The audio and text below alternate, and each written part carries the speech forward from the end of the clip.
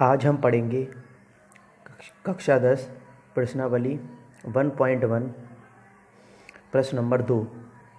प्रश्न में है, दर्शाइए कि कोई धनात्मक विषम पूर्णांक 6q+1 या 6q+3 या 6q+5 के रूप का होता है जहाँ q कोई पूर्णांक है। मतलब हमें इस प्रश्न में यह दिखाना है कि कोई भी धनात्मक विषम पूर्णांक का अर्थ है ऐसे नंबर जो विषम होते हैं तथा धनात्मक होते हैं, जैसे 1, 3, 5, 7, 9, ये सब धनात्मक विषम पूर्णांक हैं। हमें यह दिखाना है कि यह 6q+1 या 6q+3 या 6q+5 के रूप का होता है। तो इसके लिए हम क्या करेंगे, सबसे पहले उत्तर देखते हैं क्या है। सबसे पहले हम लिखेंगे मान लेंगे माना a कोई धनात्मक विषम पूर्णांक है। a मतलब हमें कोई विषम पूर्णांक मान लेना है अपनी तरफ से। आप यहाँ पर x भी मान सकते हैं, कुछ भी मान सकते हैं, x, y कुछ भी मान सकते हैं। तो मैंने माना है a, तो मैं बताता हूँ। माना a कोई धनात्मक विषम पूर्णांक है तथा b बराबर 6। अब b बराबर 6 क्या चीज़ है? b बराबर 6 आपका प्रश्न में जो 6 q के साथ जो नंबर दिया होगा वह आपका b होगा। तो यहाँ पर b बराबर कितना होगा? 6। तो अब करेंगे अतः यूक्लिड विभाजन एल्गोरिदम से। यूक्लिड विभाजन एल्गोरिदम क्या होती है? a बराबर bq+r, ये हमने पहले पढ़ रखा है। यहाँ q का मान जो होगा वो हमेशा 0 से बड़ा या 0 भी हो सकता है, और r का जो मान होगा वह b से छोटा होगा लेकिन 0 से बड़ा या 0 भी हो सकता है। तो फिर आगे देखते हैं, a ऐसी रहेगा, b की जगह हमने यहाँ पे 6 माना है तो b की जगह यहाँ पर 6q+r ये ऐसी रखा। यहाँ पर b की जगह 6, तो r का मान 6 से छोटा और 0 से बड़ा या 0 लिखना है। तो r का मान क्या हो जाएगा? 0, 1, 2, 3, 4, 5। कैसे? क्योंकि r जो है वो 6 से छोटा है और 0 से बड़ा है। तो 6 से छोटे और 0 से बड़े या 0 के बराबर जो नंबर हैं वह 0, 1, 2, 3, 4, 5। अतः a बराबर हो जाएगा, सबसे पहले अब हम क्या करेंगे, a बराबर 6q+ जो r है इसमें हम r के जो मान हैं 0, 1, 2, 3, 4, 5 सबको एक एक बार रखेंगे। तो यहाँ पे मैंने रखा है a बराबर 6q+ r की जगह पहले 0, तो 6q आया।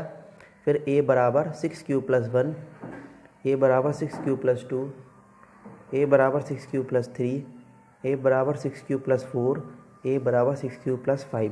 अब हमें प्रश्न में क्या पूछा है इन्होंने? हमें कहा है कि दर्शाइए कि कोई धनात्मक विषम पूर्णांक 6q+1 या 6q+3 या 6q+5 के रूप का होता है। तो इस प्रकार हमारे धनात्मक विषम पूर्णांक हमारे कौन कौन से हुए? एक विषम होता है जिसमें 6q में अगर 1 जोड़ दें तो विषम हो जाएगा। ऐसे इसमें अगर 1 जोड़ दें, 3 जोड़ दिया तो ये विषम हो गया। ऐसे हमने 6q में 5 जोड़ा तो ये विषम हो गया।